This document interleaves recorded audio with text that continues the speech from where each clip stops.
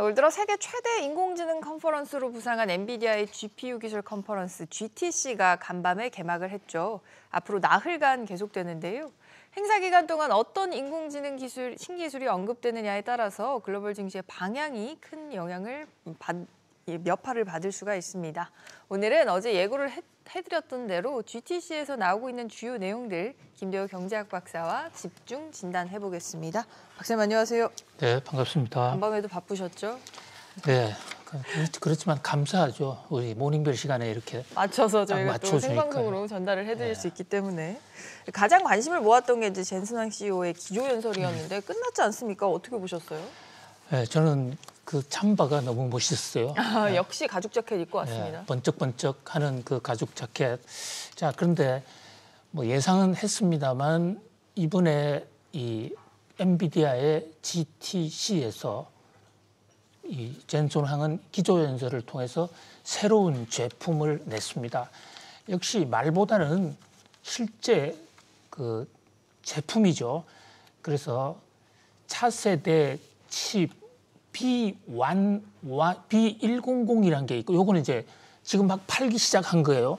거기다가 한 걸음 더 나아가는 B200 시리즈도 공개를 했습니다. 여기 왜 B를 붙였느냐? 코드명, 그러니까 프로세스 아키텍처 코드명을 블랙웰이라고 명명을 했는데요. 블랙웰이라는 것은 이 유명한 수학자 이름이에요. 근데 그 이름에 블랙이 들어가 있으니까 흑인을 연상케 하잖아요. 실제로 흑인이에요. 흑인 중에서 최고의 수학자고 지금 미국의 수학 할리몬이라는 곳에 이름까지 올라가 있는 수학의 천재입니다. 그래서 무에서 유를 창조한 블랙웰이라는 사람을 기리자 해서 칩 프로세스 아키텍처 그 틀 이름을 블랙웰이라고 명명을 했는데요. 우리가 뭐 이렇게 기술적으로 자세하게 들어갈 필요는 뭐 없을 것 같고요. 아무튼 이 블랙웰 시스템은 그 자그마한 반도체 칩 하나에 이 2080억 개의 트랜지스터를 눈에는 안 보이지만 그걸 집어넣습니다. 그럼 그게 불이 들어왔다 안 들어왔다는 그 신호를 해서 이진법을 이용하면 계산을 엄청나게 빠른 속도로 할 수가 있는데요. 계산할 수 있는 단위가 1초에 약 한 280조 번을 계산을 하는 것입니다. 1초예요? 1초에. 네. 자, 그러면 기존에 지금 쓰고 있는 그 반도체 칩이 H 시리즈예요. H100이 많이 알려져 있지 않습니까? 그렇습니다. 가장 많이 팔리는 게 H100인데 이게 호프 아키텍처라고 해가지고 이름을 거기 따는데 H100에 비해서 얼마만큼 좋아졌느냐 이게 중요하겠죠. 자, 성능은 30배가 개선이 됐습니다. 그러니까 1배, 2배가 아니고 30배 속도가 더 빨라진 겁니다. 자, 그다음에 두 번째 에너지 소비량은 지금 GPU가 전기 소비를 너무 많이 잡아먹기 때문에 저것도 탄소 중립 시대에는 참 역행한다 이런 얘기를 듣고 있습니다. 실제로 전기 많이 씁니다. 근데 이번에 새로 개발된 이 블랙웰 시리즈는 전기 사용량을 지난번 H 시리즈에 비해서 에너지 소비를 25분의 1로 줄였습니다.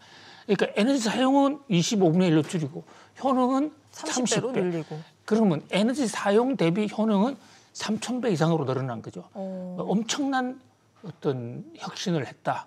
가격은 이렇게. 훨씬 더 비싸겠네요, 박사님 그럼? 근데 문제가 제가 정말 눈이 빠질 뻔했습니다. 아무리 봐도 가격 얘기를 하지 않는 거예요. 아, 가격에 대한 언급은 없었군요, 오늘. 그래서 제가 현장에 있으면 질문을 하셨을 텐데. 퀴퀘스천하고 물었을 텐데 그 기자들 질문을 할 틈도 안 주고 계속 얘기를 했는데 끝내 가격 얘기를 안 해요. 그냥 월가에서는 칩당 5만 달러 예상하는데 지금 문제는 성능이 좋아졌다 하더라도 저것을 바로 클라우드 업체가 사가서 이제 교육도 시키고 교육시킨다는 게 그 이제 인공지능 교육을 시키는 겁니다. 그러니까 인공지능들의 교재가 나왔다 이렇게 볼 수가 있어요. 그런데 그것이 현재 칩당 5만 달러 된다 하더라도 5만 달러라는 게 우리 돈으로 약 7천만 원 정도 되는 그죠? 근데 이게 뭐 하나만 필요한 것도 아니잖아요. 그렇습니다. 이게 수천 개가 지금 수만 개가 필요한데 그러니 엔비디아가 그냥 돈을 그냥 트럭으로 끌어 담는다 하고 할 수 있는데 이게 지금 H101이 한 4만 달러 정도 됐거든요. 근데 5만 달러다. 이건 월가의 예상이고 현재로서 뭐 독점 체제라고 그러면 6만 달러, 7만 달러도 받을 수 있기 때문에 뭐 거기는 그러나 이제 문제는 클라우드 업체들이 과연 가격을 너무 올리면 감당할 수 있겠느냐. 이래서 가격은 아직 발표를 못 하고 있고 특히 이 엔비디아가 직접 이 블랙웰을 생산하는 게 아니잖아요. 자신들의 설계를 마친 건데 TSMC 눈치도 봐야 된다고요. 그게 아직 협상이 안 끝났기 때문에. 이건 어디서 생산하는지는 아직 정해진 게 아니군요. 100% TSMC에서 한다고 그랬습니다. TSMC 외에는 할 곳이 없어요, 지금. 그런데 TSMC와 완전 계약이 체결되지 않았기 때문에 가격을 현재로서는 얘기할 수 없는데 가격이 생각보다 높다면 뭐 주식 투자자 입장에서는 좀 실망할 수도 있겠죠. 그렇군요. 지금 엔비디아가 어떻게 이렇게 인공지능 천하의 선두에 서게 됐는지 이거 궁금하신 분들도 많을 것 같은데 그 쿠다라는 플랫폼으로 알아야 된다고 하더라고요. 그렇습니다. 굉장히 공부를 많이 하셨습니다. 쿠다가 뭔가요, 박사님? 예, 블랙웰보다 더 중요한 게 쿠다라는 겁니다. 쿠다. CUDA라는 건데요. 2006년도에 당시에 무려 100억 달러를 투입해서 첫 개발을 했는데 이게 신의 한 수였습니다. 엔비디아가 AMD보다 뒤늦게 GPU로 시작했지 않습니까? 후발업체예요. 그런데도 역전할 수 있었던 핵심 힘이 쿠다인데 이 쿠다는 소프트웨어입니다. 컴퓨터 작업의 연산 속도를 높여주는데 우리는 흔히 GPU 하면 기계, 반도체만 생각을 하지만 지금 엔비디아가 만든 이 GPU에는 쿠다가 그러니까 기계 속에 소프트웨어가 붙어 있어요.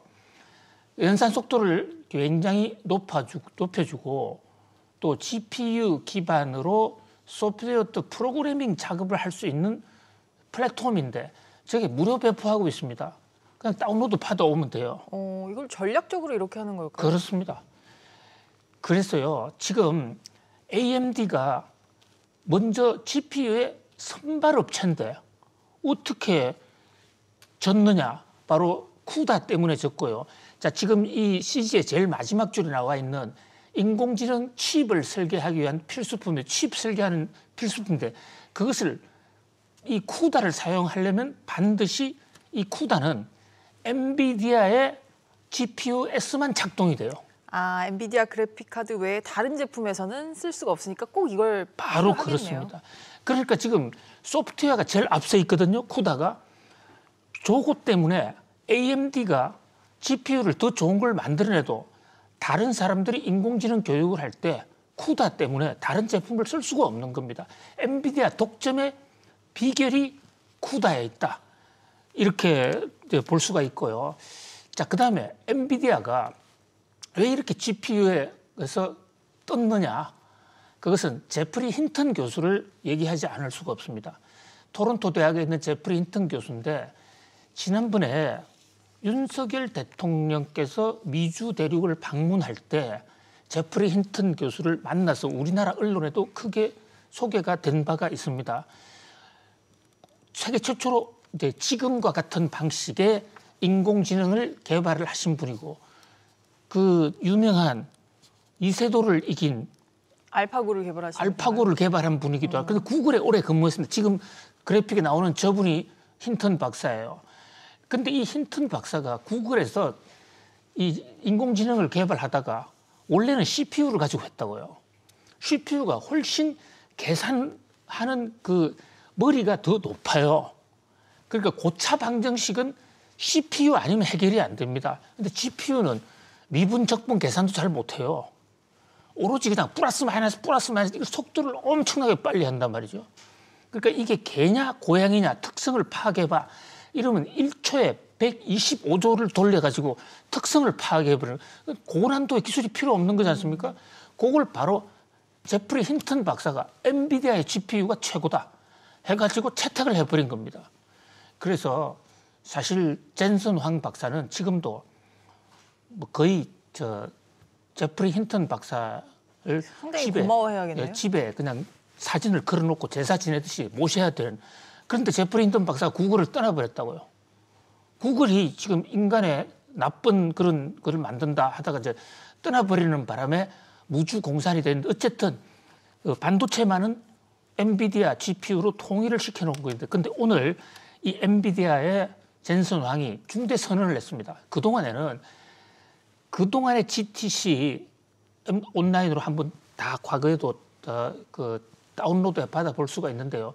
그때만 해도 제품 설명만 했거든요. 특히 우리 GPU가 좋다, 속도가 얼마다, 성능이 얼마다, 가격이 얼마다 이런데 오늘 드디어 우리는 이제 제조업체 한계를 벗어날래. 그래서 소프트웨어 플랫폼이 되겠다. 마이크로소프트나 애플 같은 기업이 되겠다는 그렇습니다. 걸까요? 인공지능을 하면 여기 다 들어와라.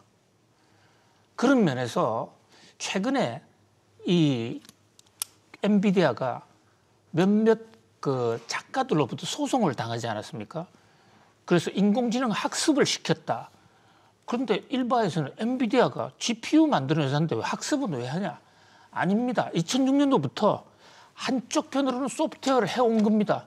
이번에 이제 소프트웨어와 하드웨어를 동시에 하면서 소프트웨어를 구축하는 플랫폼을 내겠다. 그것을 그렇게 자신 있게 얘기한 게 이 블랙웨이크라는 시스템, B200 시스템 정도에 가면 완전히 그 안에 들어가서 인공지능 설계도 하고 모든 것을 다 장착할 수 있다.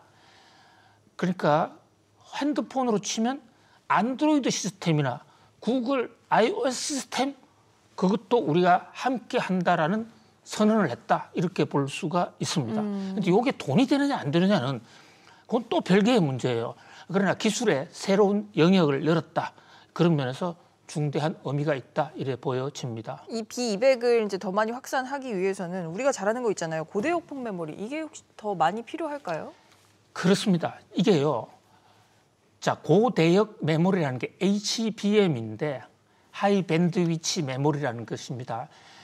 근데 GPU는 시스템 반도체예요. 그런데 시스템 반도체라는 게 주로 작동하는 부분의 그 기능성 반도체인데 아무리 기능하는 그런 시스템 반도체를 하더라도 옆에 기능하면서 저장도 자기 기억도 저장을 해놔야 되고 또 자기가 고치고 있는 기계, 교육시키고 있는 기계의 일부 어떤 성능에 대해서도 저장을 해놔야 되는데 거기에 필요한 게 메모리인데요. 일반 메모리도 돼요. 근데 일반 메모리를 갖다 붙이려면 공간이 너무 부족한 겁니다. 그래서 고대역이라는 게 이 메모리를 막 쌓아놓은 거거든요. 근데 지금 HBM3 시대가 지금 주로 팔리는 게 HBM3예요. 근데 이번에 HBM3E가 나왔습니다. 근데 바로 여기에 지금 엔비디아가 쓰는 새로 만든 블랙웰 B200 시리즈에는 반드시 HBM3E를 요구한다. 그러면 기존에 지금 SK 하이닉스 HBM3거든요. 이거로 이제 안 돼요. 3E는 누가 만들고 있어요, 그러면? 다 만들고 있습니다. 마이크론, 삼성전자, SK 하이닉스. SK 하이닉스 다 만들고. 그런데 최근에 마이크론이 바로 1분기에도 제품을 낼 수 있다. 이렇게 치고 나왔죠. SK 하이닉스도 만들 수가 있습니다. 이제 경쟁이 시작됐고 또 이 HBM3E에도 적청, 그러니까 우리 태권도도 3단이 있고 5단이 다르지 않습니까?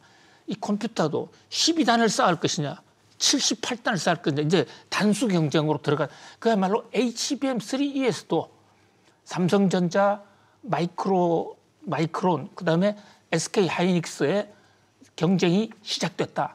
이번에 엔비디아의 이제 그 GTC 쇼가 며칠간 계속되는데 여기서 삼성전자가 HBM3E 기술을 발표한다. 지금 예고가 돼 있어요. 한번 기대해 보겠습니다. 기술 발표를 하는 것과 그래도 또 양산이 되는 거랑은 또 별개의 문제긴 하죠. 그래도 기술이 있어야 되고 또 양산도 어느 시점이 발표가 될지 대략의 시점이 나올지. 그렇습니다. 그러니까 뭐 우리가 메모리에 관한 한 뭐 세계 1위였으니까 이 인공지능 쪽으로 넘어가는데도 HBM 쪽에서도 좀 기대를 해 봅니다. 이번 행사를 끝까지 좀 지켜봐야 될 이유가 하나 더 있군요. 이어지는 소식도 인공지능인데요. 최근에 이런 인공지능 열풍에도 기회가 아니라 오히려 위기를 맞은 기업이 바로 애플이죠. 인공지능 기술에서 뒤처지고 시장 경쟁력까지 잃어가면서 좀 마음이 급한 상황인데요. 결국은 오랜 스마트폰 라이벌인 구글과 손을 잡는 것까지 검토하고 있다고 합니다. 이어서 살펴보겠습니다. 애플이 적과에 동침을 한다고요? 그렇습니다. 중국 고사성어에요. 5월 동주라는 얘기가 있어요. 5월 동주라는 게 오나라와 올나라가 뭐 수대에 걸쳐서 원수로 싸워온 건데요.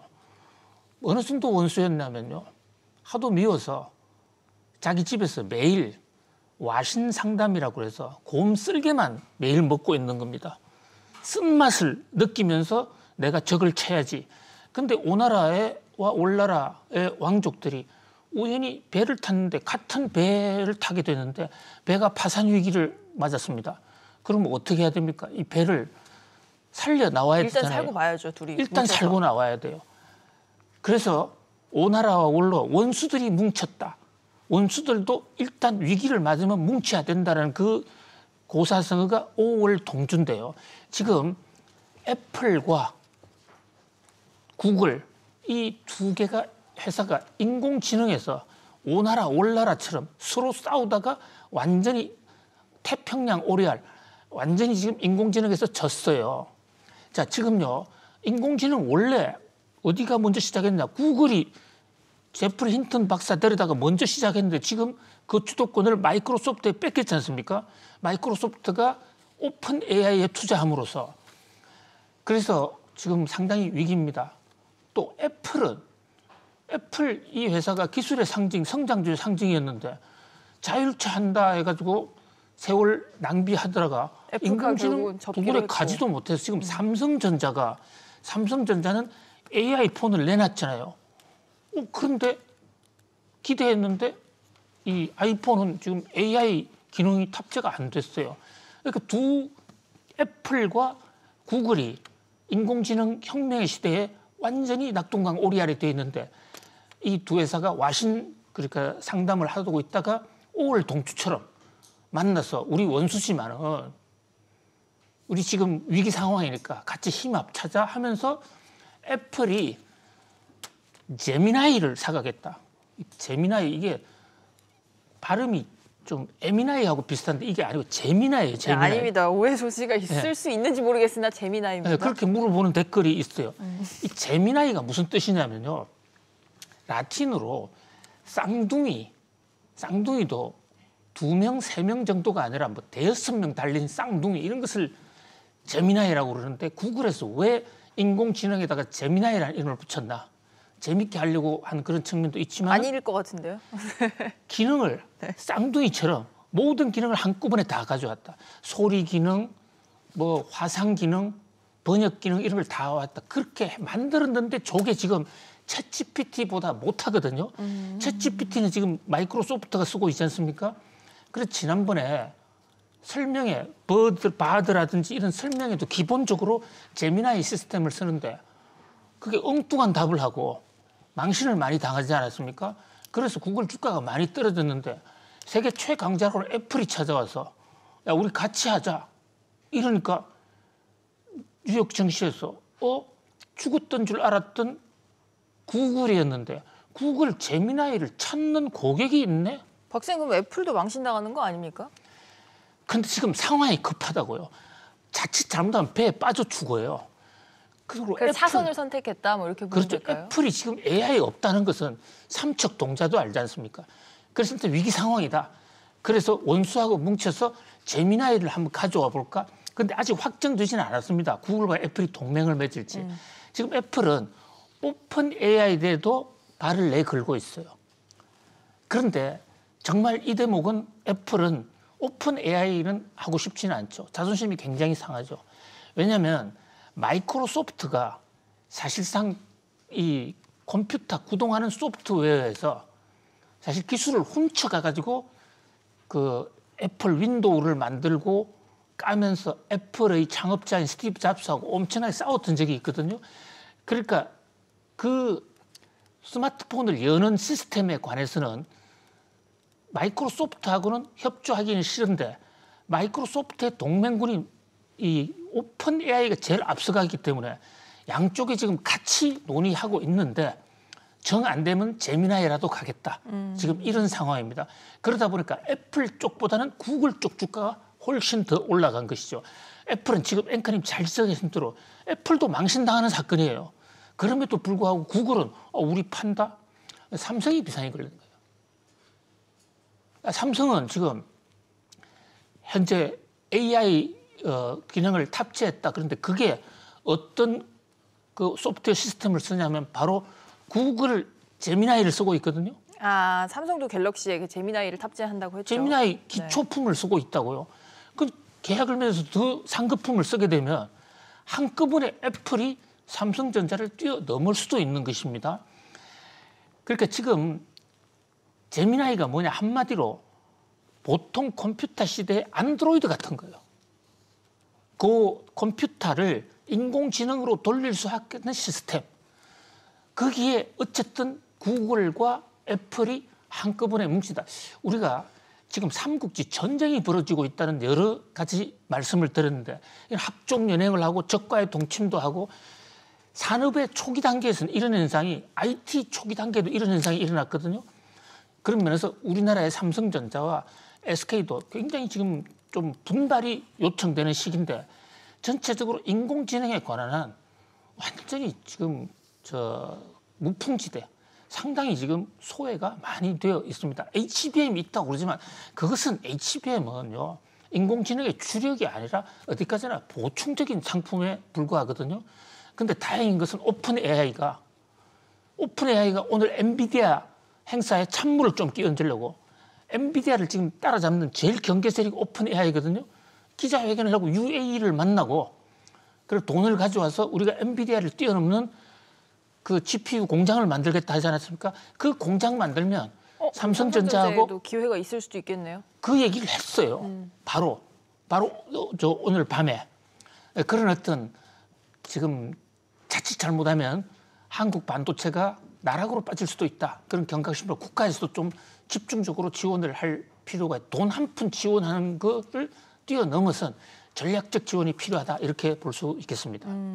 알겠습니다. 오늘 저희가 GTC 이야기로 시작을 했는데요. 오픈 AI가 아랍에미리트와 손을 잡으면서 삼성전자나 우리나라 한국 SK하이닉스와 같은 한국 반도체 회사들에겐 또 어떤 또 새로운 계약의 기회가 될지 이 부분까지 집중적으로 살펴보는 시간 가졌습니다. 박사님, 간밤에도 고생하셨고요. 오늘도 잘 들었습니다. 네, 감사합니다. 감사합니다.